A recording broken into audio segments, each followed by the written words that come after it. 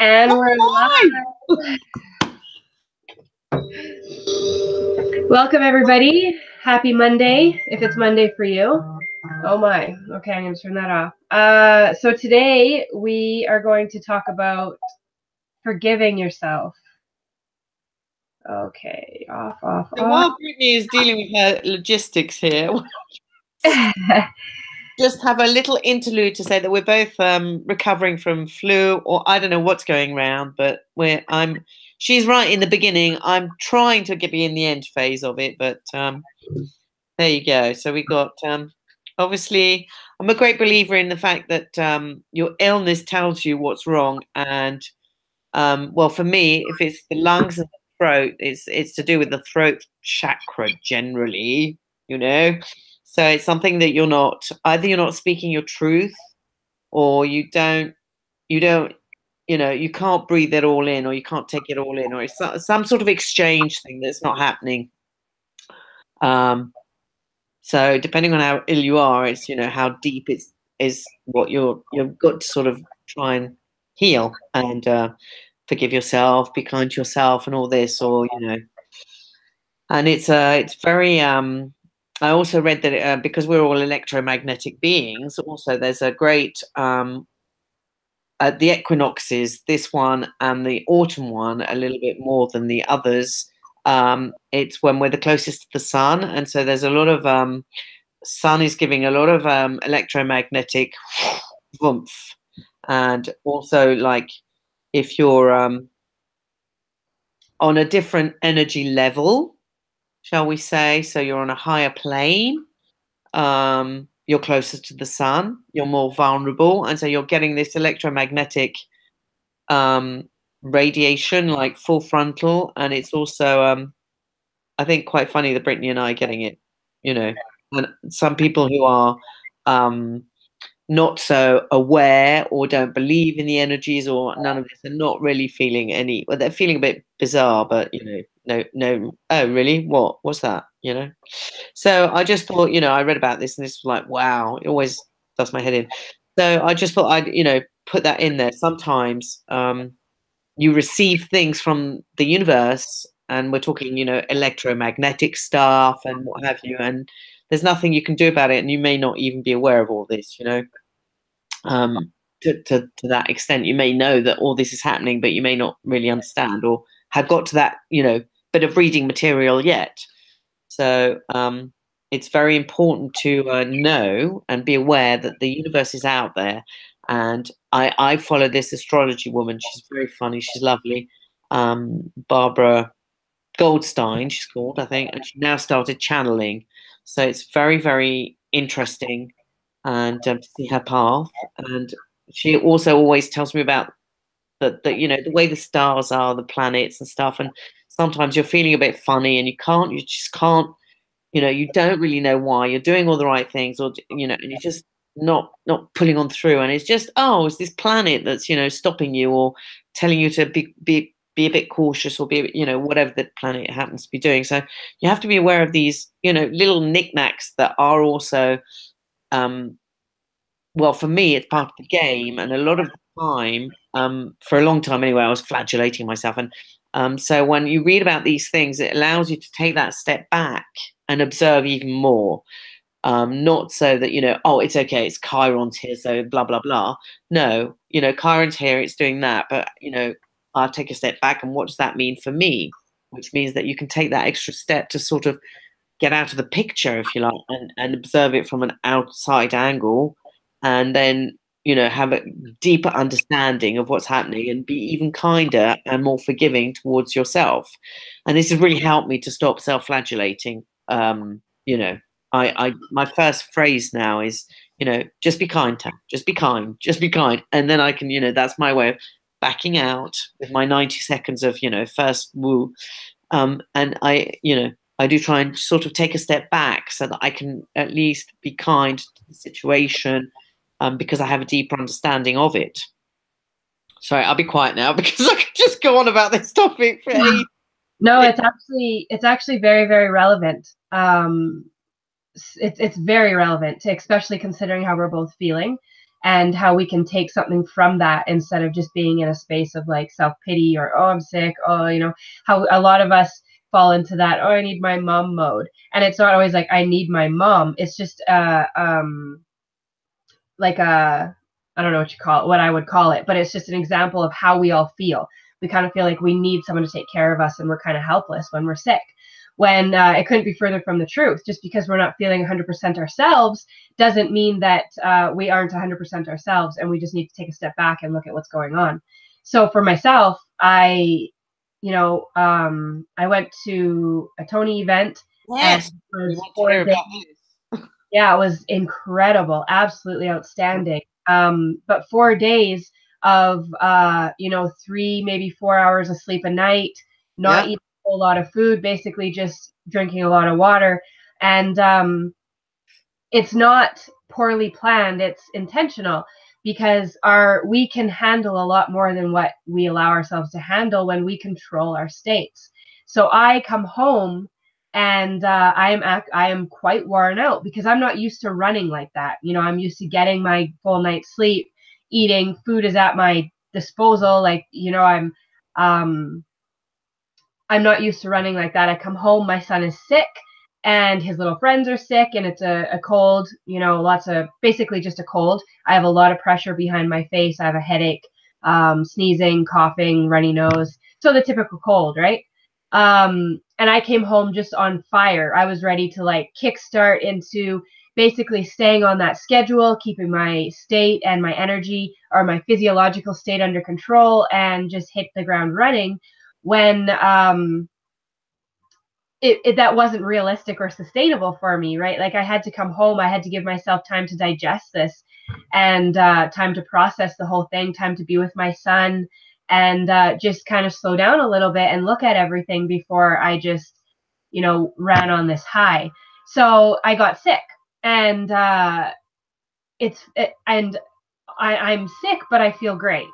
Like this morning, I got up at the time that I usually get up, but I didn't work out. And that was an intentional choice. I got up intending to work out, and I thought, wow, like, I have a headache, and I'm really not, my body isn't at its, like, right now I need rest. Right now I need to rest and give myself a chance to recover. And it's just being aware of these things and what you need, and giving yourself that. And I think it's so relevant, and it ties so tightly in with forgiving yourself. Mm. Because, for me, I go to this event that was mind blowing, and you can catch yourself showing yourself that you're doing all the things you shouldn't be doing. So when you go to something like this and you start learning about how to empower your life and how to move forward in the most powerful way, you can also choose to look at the things that you weren't doing right, and how you were doing everything they say you shouldn't do, and so on and so forth. And when I was in California, which is where the event was, I had a lot of inner battle. I had a lot of moments where I had to look at what was going on in my mind, and back up and say, whoa, like, put the brakes on. This is all bullshit. Like, none of this is true. This is my journey, and I am simply walking the path of growth and achievement, and whatever it looks like for you, it's the same. So when it comes to forgiving yourself, it's not, forgiving yourself is like not eating or drinking water for a week. It's, or some people are like, well, I fast, but like, it's like not giving your body the essential, or your mind or your being the essential, the essentials of living. It's the same thing. Holding a grudge against yourself is like putting a leash around your neck and tying it to a one place in your life, and saying, well, guess what? You're not going to grow or experience a good life. You're going to stay right here, and you're just going to live like this for the rest of your life. It's like slow suicide. And it's really that serious. Even if you're sitting there thinking, well, I have, I don't even know if I'm holding a grudge against myself. I don't even know if I need to forgive like, it's kind of like, it's not clear. Just sit with that and be okay with that. And when you start to beat yourself up or whatever, you can kind of become aware that this is what it is, and this is what it looks like for you. So it really is just, like Kat said, being kind to yourself. You know, we do this. I started doing this thing with my son where we say, I am amazing, I am courageous, I am kind, I am outstanding. And we say that these uplifting words, you know, in the morning to daycare, before we go to sleep. And we started, you know, I talked about it a little bit, where we hug ourselves and we say, you know, Brittany, I love you. And it's a little bizarre to look at that and do that, or look yourself in the mirror and say uplifting things, or telling yourself that you love yourself, or telling yourself that you trust yourself, and noticing how that feels to you. Like when I first started doing this, I would hug myself, and I'm in a crowd of people when I'm learning this, and I hug myself, and I don't want to, you know, say your name out loud and say I love you, and you do that, and you catch yourself saying your name under your breath, or saying I love you quietly. Like, you can't scream it to the world, but if it was someone in front of you who you loved, you would scream it out. You wouldn't have, nothing would hold you back. So it's just starting there and realizing how awkward and uncomfortable it is to out loud tell yourself that you love yourself, or that you forgive yourself. Saying these words, or holding yourself and saying, like, I love you, and I have you, and I'm here to look after you, and I trust you, and we can do this, or, you know, we're going to do this, or I'm going to do this, whatever feels best for you, you're going to notice how weird it feels and how uncomfortable it makes you feel. And that's a sign right there how disconnected you are from self-forgiveness or self-love. And once you understand the importance of it, and then you realize how uncomfortable it is, and you close the gap in between those two by just doing it, by immersing yourself in it and forcing yourself through the discomfort, you will be able to close that gap, and it'll start to feel really, really good when you look at yourself and say, I trust you. You know, I trust that you can do this. I trust that you're capable of reaching these goals or doing this. And it really is just like nutrition for the soul. It really is. It's like a body that's malnourished. Your soul is like that when it has no love for it, when you don't love yourself, or you don't forgive yourself and let the past rest in the past, and move forward like the empowered being that you really are at your essence. Feel like my voice is starting to go. Wow, amazing words, Brittany. Amazing words. I can't digesting them really. Just amazing. Just amazing. I love your analogy of the you know, slow suicide with the post. Sorry, I'm using that not for myself, but for my daughter, who's in a very bad way, and that's also something really sad. She's not learning to forgive herself or any of this stuff, and I'm taking the brunt because I'm the mother, obviously. And for years I fought that, but you know, when you take a step back and you can accept it and learn from it, that's also a healing process in itself.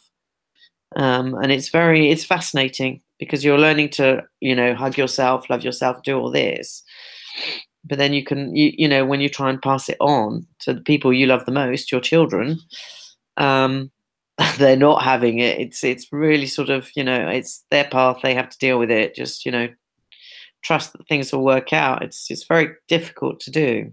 I believe a wise woman told me once, by the name of Kat Payan, a long time ago, that the only way to pass these things on to other people in your life is by leading by example.